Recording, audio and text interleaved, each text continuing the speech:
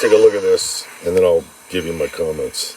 Brace yourself. If you're an old school cop, you're probably going to have heart palpitations.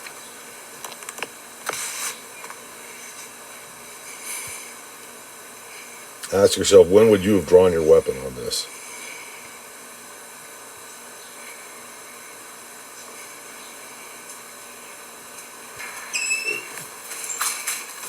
Can I just see what you have? Okay, put it down on the ground. Wait, y'all, wait! You're a rookie. You're a rookie. You're a rookie. You're a rookie. Go. Okay, stay right there. Do not move. Stay right there. Just stay over there. Please, sir. Please don't do that. 73, I gotta go with the gun. I'm not doing anything. Look, I'm not doing. Don't shoot. Don't shoot. I'm not. I'm finna shoot your ass. Don't shoot. I'm finna shoot your bitch ass. Drop the gun. I don't have it. Look. I don't have it. I don't have it. Shots fired. The guy has a gun over here. Isabella.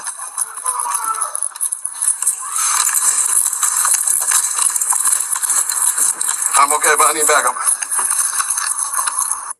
Why do you suppose that happened? You know, people that know me and have heard me talking for years as we've watched this whole attack on law enforcement in the country, they've heard me say this, and it's just not just me. It's people that have worn the badge throughout the years before it was considered a victory to put cops in prison for defending themselves.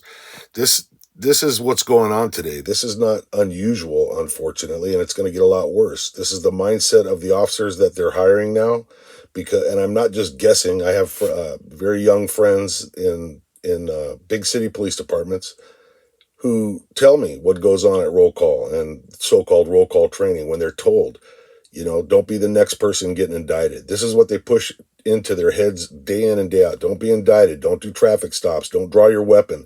Many of these departments, if you pull your weapon, you got to write a report as to why you pulled the weapon.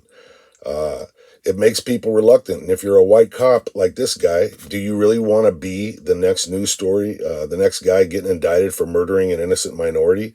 Because you know that that's how the story is going to be spun by these leftists and these cop-hating people, And so what's the alternative? The alternative is you end up with this, or what's the result? You end up with this, an officer who should have pulled his weapon out at the very beginning of this video. You could even see the outline of the firearm in the guy's right pocket. Then he pulls the weapon out. This officer, I don't believe, ever drew his weapon. When the suspect was telling him to give him his weapon, he's like, I don't got it. And you can't see it in the camera, so I'm pretty sure he never drew this weapon. He was not mentally prepared to take somebody's life or use deadly force. He had a lot of things in his mind, I'm sure, that he shouldn't have had in his mind, like prison, going to jail, riots, cities burning, his name flashed over this is the kind of shit that cops should not have to think about, while they're also trying to think about how to win a deadly encounter. Oh, so Mike, did you want him to kill this guy? No, nobody but a nutcase wants to take somebody's life or hurt somebody. But the reality is, this dude, you watched him. He pulled a firearm and pointed it at a cop's face. What do you think he would do to your wife in the parking lot of a store, or your kids? And I don't know what his situation was, and it's not up to the police to know what the situation is. The situation is what you see.